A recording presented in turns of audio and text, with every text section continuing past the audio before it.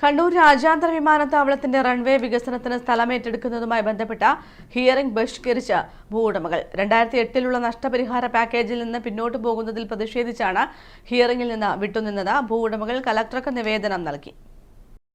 പുനരധിവാസത്തിനുള്ള കരട് പദ്ധതി അന്തിമമാക്കുന്നതിനാണ് കീഴല്ലൂർ പഞ്ചായത്ത് ഓഫീസിൽ 2 ദിവസത്തെ ഹിയറിംഗ് നടത്തുന്നത്. കീഴല്ലൂർ, കാനാട് ദേശങ്ങളിലെ വീട് നഷ്ടപ്പെടുന്ന 80ഓളം പേരെയാണ് വ്യാഴാഴ്ച ഹിയറിംഗിന് വിളിച്ചത്. LA ഡെപ്യൂട്ടി കളക്ടർ AK അനീഷിന്റെ നേതൃത്വത്തിൽ നടത്തിയ യോഗത്തിൽ ഹിയറിംഗിന് സഹകരിക്കില്ലെന്നും രേഖകൾ ഹാജരാക്കില്ലെന്നും ഭൂവുടമ കർമ്മസമിതി ഭാരവാഹികൾ അറിയിച്ചു. നേരത്തെ തന്നെ 2008 പാക്കേജ് നടപ്പിലാക്കുന്നതിന് വേണ്ടി തന്നെയാണ് 30 ഏക്കർ സ്ഥലം പുനരധിവാസത്തിന് വേണ്ടി നമ്മളെ വീട് നഷ്ടപ്പെടുന്ന ആളുകൾക്ക് കൊടുക്കാൻ വേണ്ടി കീഴല്ലൂർ പഞ്ചായത്തിലും കൂടാളി പഞ്ചായത്തിലും മറ്റ് 2 സ്ഥലങ്ങൾ 30 ഏക്കർ സ്ഥലം ഏറ്റെടുത്തിട്ടുണ്ട്.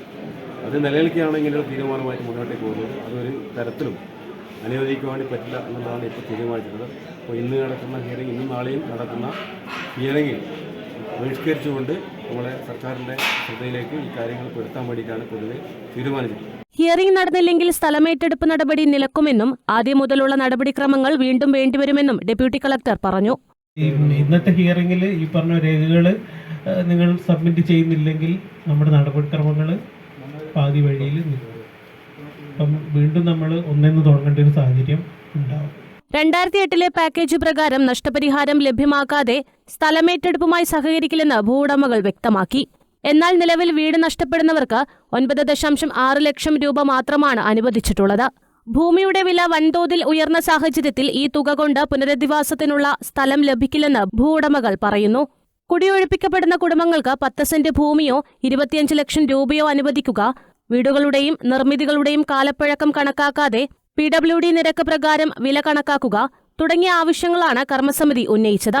ഭൂവുടമകൾക്ക് ഉചിതമായ നഷ്ടപരിഹാര പാക്കേജ് അനുവദിച്ച് ഉടൻ സ്ഥലമെടുപ്പ് പൂർത്തിയാക്കണമെന്നാവശ്യപ്പെട്ട് കീഴല്ലൂർ പഞ്ചായത്ത് ഭരണസമിതിയും അധികൃതർക്ക് നിവേദനം നൽകി.